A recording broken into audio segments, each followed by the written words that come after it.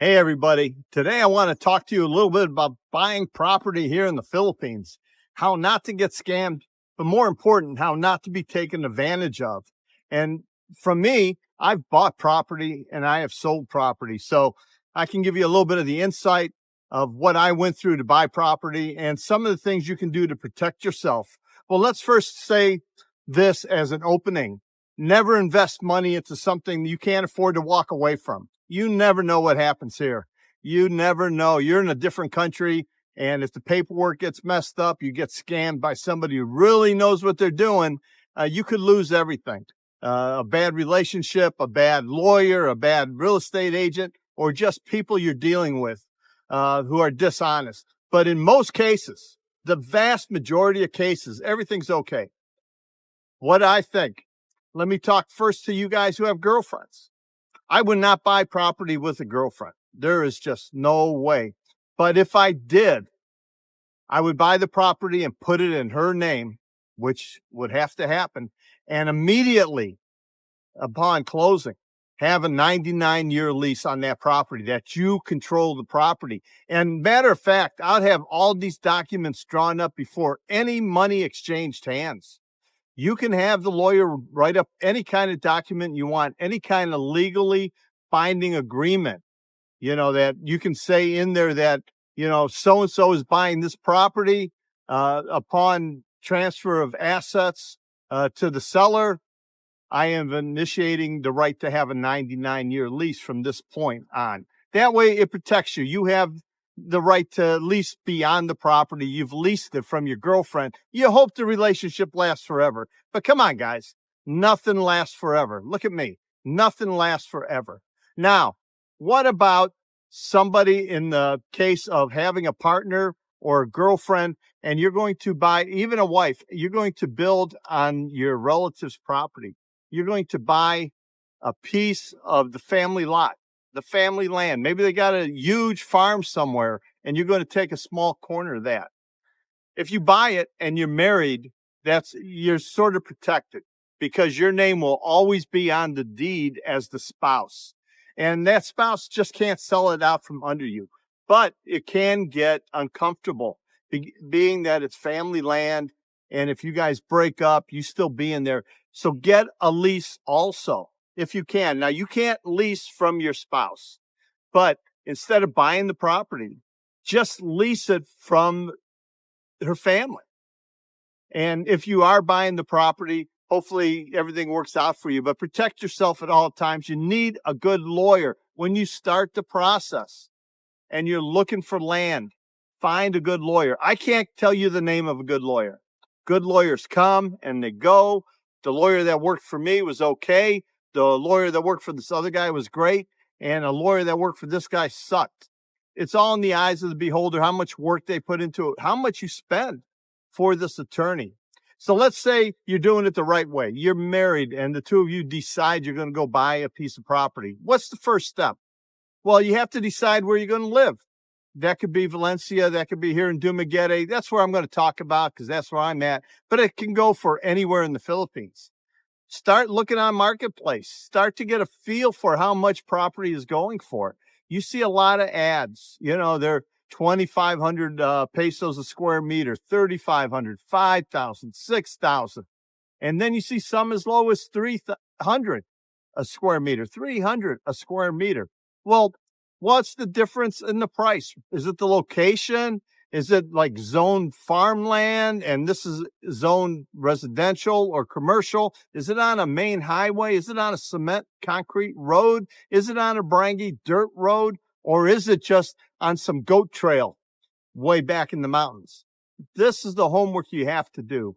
And I really wouldn't waste a lot of time getting professionals involved in the initial stages. I would just go on Marketplace and contact whoever the ad is, say, hey, I want to go look at this lot. And some agent or somebody's going to come and meet you and they're going to take you to this lot. Don't negotiate the price. Just see what it is with the price that they're asking. And then go look at another and another and another. Then after a while, you're going to come up with an area you really want to live in. And now you're going to get serious. Well, at this point, you need to get an attorney. And when you get that attorney, You got to ask that attorney what paperwork or documentation has to be had before you start the process. Well, they're going to tell you everything that you need. And when you finally find the right piece of land for you and you negotiate the price, and guys, a hint, hot pro tip, as they would call it, the pro tip, ballpark figure, they want 3,000 a square meter. In your head, you're saying 2,000 is all it's worth. Offer them 1,500 and they're going to say no. Just shake their hand and say thank you and walk away. Don't bicker right there and then. Wait for them to call you back. If they're serious in wanting to sell that property, they're going to call you back and negotiate. If they're not serious, they're going to hold firm to the price and they're not going to deviate. Well, then you move on. It's too expensive for you. You got to find something that you're happy with price-wise. But they're going to call you back if they're really interested in selling. Now, they're not going to come down to 1,500, but they might come down to 2,500. Now you're in that negotiating stage. Once you negotiate the price you want, okay, here it is, 1,000 square meters for 2,500 per square meter in pesos. Go see an attorney now. Say, okay, we have a deal. I want to buy it at this price and this much land. And tell the people to bring all their paperwork to your attorney. Now, it doesn't work out really well when they have their own attorney and you have an attorney. You're both paying an attorney to do the same job, and nothing's really going to get done. You need one attorney, and the two of you have to come to an agreement on what attorney you're going to use. How do you choose an attorney? If you're here in Dumaguete, the Valencia area, call me. I'll sit down and have coffee with you. I'll tell you the names of attorneys here that I trust who can do a good job for you. I'm not going to say that online. I am not going to tell you, hey, these are the good attorneys. These are the ones you should go see, and these are the bad ones on YouTube. I'm just not going to do that. But if you're here in person, I'll gladly sit with you and tell you that. Attorneys are cheap. They only charge a couple % for doing all the paperwork, and that's exactly what they do. They verified the documents. They're going to look at the title that this person has. And it could be a mother's title. You know, this is where the parents might have died and left the property to 4 kids. Well, you need a good attorney to break that up. Okay, it's 4 children. Do they all 4 agree to subdivide this? You have to take into consideration subdividing. Maybe you didn't buy the whole lot, you know, of property they had. Maybe you bought just a section. Maybe they have 5,000 square meters and they're selling you 1,000, and each sibling is going to keep 1,000 square meters. That's a subdivision. That's going to take longer, and that has to be approved up in Cebu. So how do you negotiate? You have the price, but what do you do with the money? Here's the hard part. I don't want to give them all the money. I have a year plus to wait to get clear title. Well, you do what we do in the U.S. You give them something to hold, 100,000 pesos. That stops them from selling the property. You draw up the agreement, the price, and then also the attorney and you should decide on the payment schedule. At what stages will you release some more money? Sometimes once the contract is all signed, you might want to put up 25% of the money. After the subdivision has been approved, you'll put up another 25%. When the people have the title in their own name, which is before the subdivision, when the 4 kids have all this property in their own name, not in the mother's name anymore, maybe you give a little bit more then at each major stage, but never give all the money. Never pay everything up front to get a better deal, because there's things people have to constantly do. And if they're paid in full, they're in no hurry to do anything. You have to dangle the carrot in front of them, and that is more money. I'm not as scared of a mother's title if it's not too complicated. If it's 4 kids and I can see all 4 children, your attorney should be able to get all the documentation to prove who they are, should be able to verify that they're the owners of this property, that the parents have deceased. That's what a good attorney will do for you, and will draw up the contract. Now, one thing I learned was once they have a contract with you, they cannot renege on the contract. You have a contract, And even if that property skyrockets in value, even if somebody comes in with a bigger offer, they can't back out of the deal with you. Now, they might talk to you and say, hey, here's all your money back plus, 200,000 pesos. We want to terminate this deal and sell it over here. That's a whole separate issue. But the original contract and issues that you have are all written out in the very beginning. And you have to do your due diligence. You got to stay on top of this. And there is a certain point, and you talk to your attorney. When is the point where you can go ahead and start building on this land? A lot of guys say, I want the full title before I start building. Other guys say, I'm going to go ahead and start building. I'm going to trust the process. And if you're dealing with a good attorney and you're dealing with good people, there is no problem here. You have a contract to own this property, and you can go ahead and start building on this property. You can start doing some of the infrastructure. You can put a fence up. You can get the water put on the property. You can have electricity. You can build a little outdoor shed that the labor is going to stay in, a house for the workers who are going to work there for you and build this house. And you can have the electricity hooked up to that. Your spouse, the Filipina, she's going to have to go down to the electric company and take some classes before they let her have electricity on her property, before you can have a meter. So a lot of these things you can do before you have clear title. You can build the complete house before you have clear title. I know guys who are waiting 2 years for this clear title. It takes time. The property I bought, it's been a year and 7 months, and we have clear title now. And the new owners have clear title now because we had a clear title and we handed it right over to them. Remember the taxes, guys. You're going to have some taxes involved with this, and ask your attorney, what are the taxes before you sign on the line, the dotted line. Everything is based on purchase price. She should be able to tell you every tax you're going to owe at the end of the deal. And this is what a good attorney is for. Now, some attorneys are cheap. You can get an attorney for 25,000 pesos. They'll do all the work. Well, they'll start it and they'll pass it on to somewhere in the government offices, the BIR, or to the surveyor to get this work done and started for you. But they're going to wait for them to get a call back saying all the paperwork's done at this point. And then the attorney has to review it and then move it on to the next step, which could be subdividing the property. But it's something that just takes a lot of time, and good attorney will help you through this. Now, if you have a good rep, if you have a real estate agent who knows what they're doing and knows what they're talking about, she or he can work this process through for you. They will hand deliver documents to the BIR. They will go down to the survey office and get the survey papers. They will get it sent up to Cebu to hurry up with the subdivision plans, to get that all approved, to make sure everything is right. A good realtor will do that, but you might have to pay her a little bit extra. But the thing is, in 99% of all cases, the seller is giving a percentage to the realtor. In my case, when I sold the property, I gave 5% of the sales price to the realtor, and she walked this whole process through. The attorney got a little bit, but it was two processes with my attorney. One was when I was buying it, that was 25K, and then when I was selling it, I gave 25K. So that was 50K.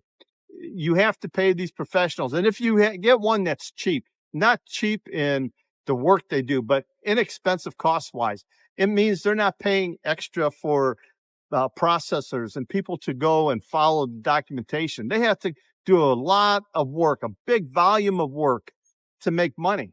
And your file is going to get put on the bottom a lot of times. That's why nothing gets done fast here in the Philippines.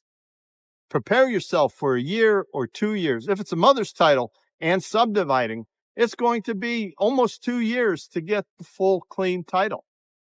But the difference is, that mother's title, you probably can get that land for 2,500 pesos a square meter or 1,500 a square meter, where somebody who owns the property free and clear, some expat and his wife, they did all the sweat, the sweat equity into getting the title done. And now they're selling it for 5,000 a square meter. They've earned that. They've done all the hard work. They've done everything. All you're going to do is pay them, and they're going to sign the back of the title, and it's yours. Easy peasy. That will not take years, but you're paying more. So remember, it's the relationships you build with your attorney, with the real estate agent, and that agent is representing the seller. But the thing is, the seller isn't getting any money until each step is done. She has to get clear title away from the mother's title to the 4 siblings. Then she has to get it subdivided and approved. There's another step where she's going to get paid. She doesn't get paid until all this is finished. And the final payment, which should be a hefty amount, it should be 50%, in my opinion. Then once you have a clean title in your name, you pay that final 50%. And that's when it's yours completely. And that's when the real estate agent finally gets the bulk of their money. Everybody gets paid at the end. Even though it takes a long time, you have to dangle that carrot. Don't pay too early. Don't save a few bucks by saying, here, I'll give you all the money up front. Instead of $2,500 a square meter, I want it for $23. Well, you might never get that final title because the sellers have to go and sign documents, or the sellers have to go somewhere and get their signature notarized. And they got their money. There's no rush for them. They're in no hurry. Maybe they moved to Manila or they moved down to Mindanao. Who knows what happens? Always hold that money back. It's like renting. People say, I'll save money renting by paying 1 year's rent up front. Well, if your water line breaks in the house and you call the landlord and you say, hey, this water line is broken, the toilet's not working, come fix it. Well, I'll be there soon. And he doesn't show up for a few days. And now the rent's due. Well, you can't dangle that rent in front of him saying you get the rent when you fix the water because you already paid him. There's nothing to motivate this guy financially because you've already paid him. And that's the same thing in a real estate purchase. Now, how do you protect yourself from your spouse? Say you break up or something. You can get a contract. Jan and I wrote up a contract where no matter what happens in our relationship, they had no bearing on being together or not together. If the property ever sold, I'm entitled to get my original investment back. That's the amount of money I paid for the land. And then after that, we had it broken down where X amount of money went into PJ's college account, X amount, and then the remainder was split 50-50 between me and her. Remember here, property is 50-50. If you don't have a separate document and things get messy and ugly, she could demand half of the sale price. And that includes the money you put up. So the money you put up, half of that she's going to get. And get these documents done while you're on good terms. Do it while everything is hunky-dory. And, oh, yeah, we're together forever. It helps take away that idea that someday you might get ripped off. You're going to be left without nothing. The property can't be sold without your consent if you're married to her because your name is on the deed. And if it is sold, you have a document showing that you're entitled to get your original investment back. And then the proceeds would be split accordingly. So protect yourself with contracts here in the Philippines. You're going to say, it's the Philippines. Contracts don't mean nothing. They mean a lot here. Something in writing means a lot. Your lease means a lot. These are ways to prove that this is what you agreed on, far more than a handshake. Handshakes don't mean shit here. You need a signed document and notarized by your attorney. And sometimes you're going to ask that attorney, let's get this notarized by a different attorney so they don't see any collusion. Somebody else is notarizing this document. So, there's a lot of eyeballs on this process and you're protected. Now, when you go to sell the property, it's all in reverse now. It's all in reverse. You're going to want that earnest money. You're going to set that price and you're going to get a buyer and you're going to use an agent like I did. The agent got 5% of my sale price. And the guy came and they thought it over and they decided they wanted to go for it. We agreed on a price. But I had other people calling me, Mike, I want to come see this lot, Mike. And my mistake, I should have priced it higher, but I didn't. We got what we wanted and I'm happy with that. But I asked him for earnest money. So he couldn't change his mind before the contract signed. So I got $100,000 earnest money. And then when we signed the contract, I wanted 50% of the money up front. As a seller, There's a difference. When you're the buyer, don't give so much. But as the seller, you want as much as you can get. I asked for 50%. I got that. But then he didn't have to pay any more money until the whole deal was done. And that took another 7 months. And once that deal was all done, I got paid in full. Janet got her money. I got my money. PJ got his. Everybody is happy.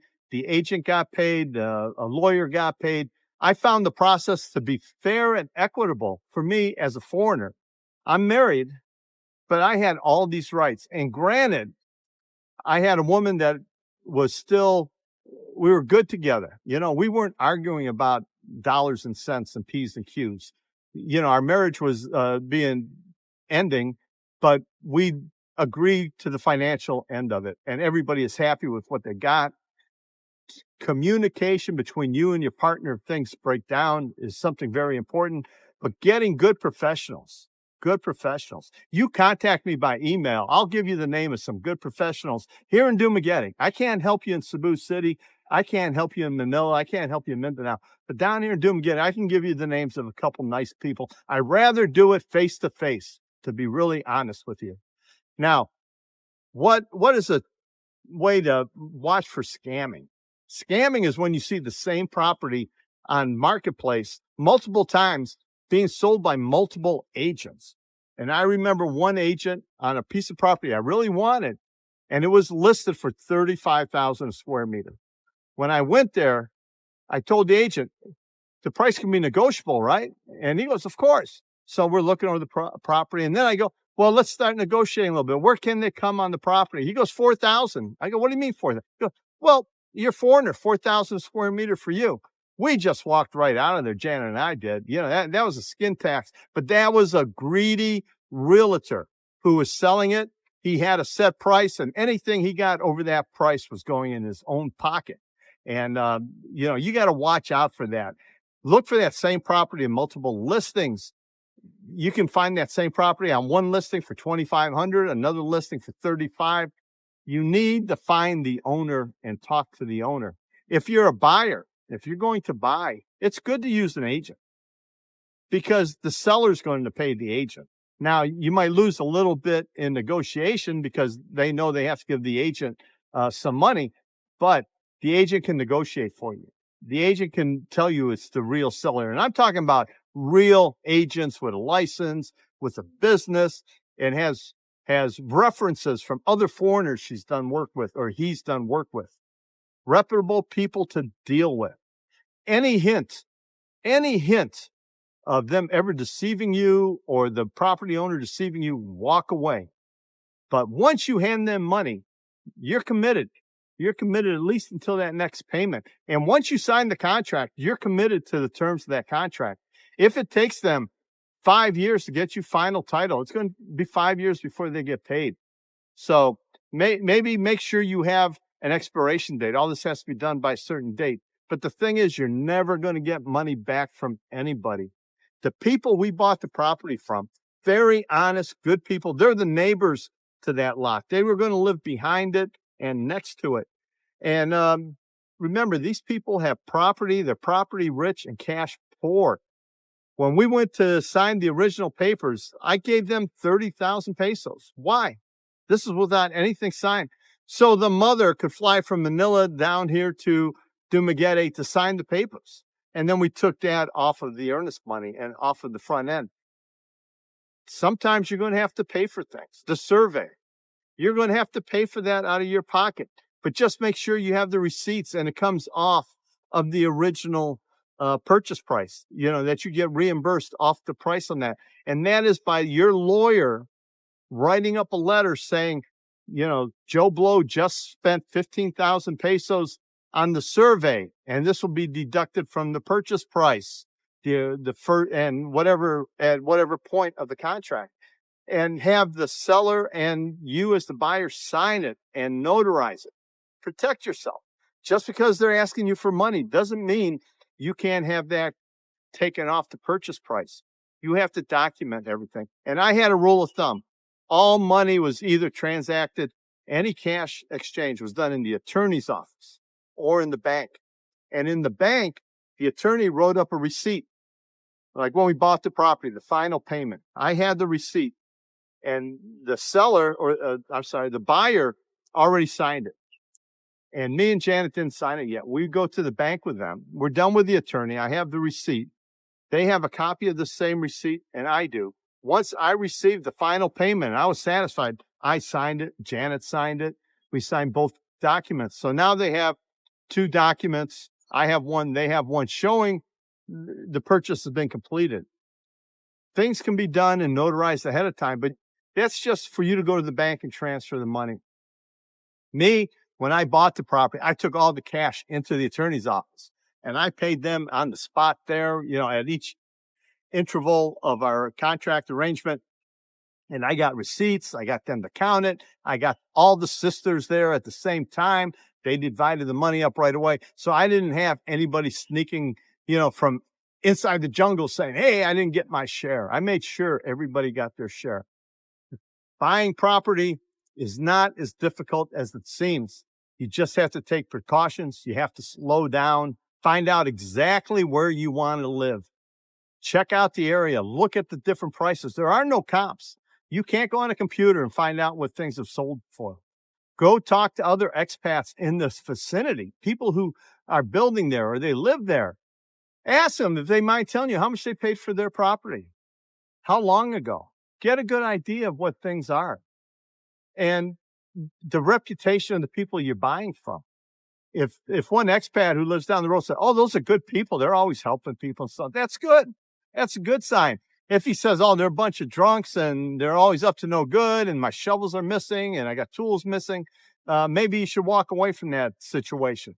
You have to do your homework with everything, but get a good attorney. And when you talk to the attorney, find out exactly how much it's going to cost you, the attorney's fees, taxes at the end of the deal, everything. So before you buy it, everything you're going to have to do money-wise.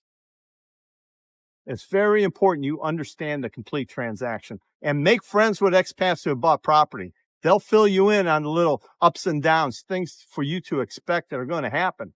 And shit happens. But most times, most deals are no problem as long as you're dealing with a good attorney, a good real estate agent, and good people. And knowing that they're good people, that's your homework. And the attorney's going to double check all the documents, make sure they're legitimate documents.